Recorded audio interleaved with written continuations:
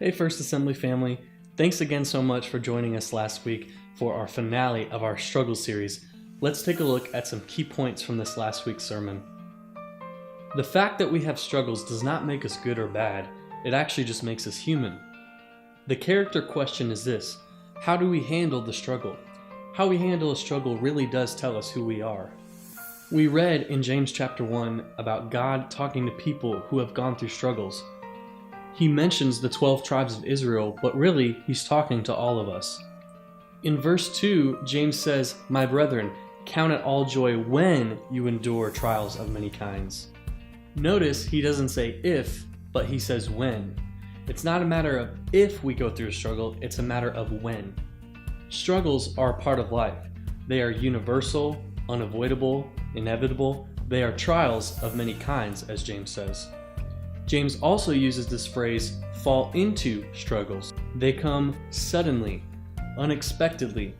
The Lord is saying when they come, they may be severe and they may be sudden. But James says, consider it pure joy, or also count it all joy when you go through struggles. You may have heard it said, what can't be cured must be endured. But God says, what can't be cured must be enjoyed. So how can we find joy in our struggles? Well, for one, we can praise the Lord because we know God is getting ready to do something. The joy that James is referring to is an inner joy and a confidence knowing that God is in control. And without the struggles, our faith is never really tested. If you want to know how real and genuine your faith really is, there's nothing like a struggle to help you find out. You see, everything that God does and everything that God allows, it is for a reason. It is for your good, but more importantly, it's for His glory. Faith produces endurance, and endurance produces maturity. So many times we say, God, let me out of this thing, but really, He wants to keep you there to make you strong and to mature you. The struggles do not rob us, they only enrich us.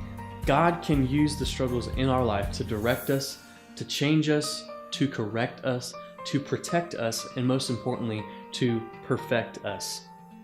Thank you so much for joining us this month for our struggle series. We hope you've enjoyed the video testimonies. If you haven't had a chance to listen to those, you can find those on our Facebook page. We love you guys. We will see you Sunday as we worship together.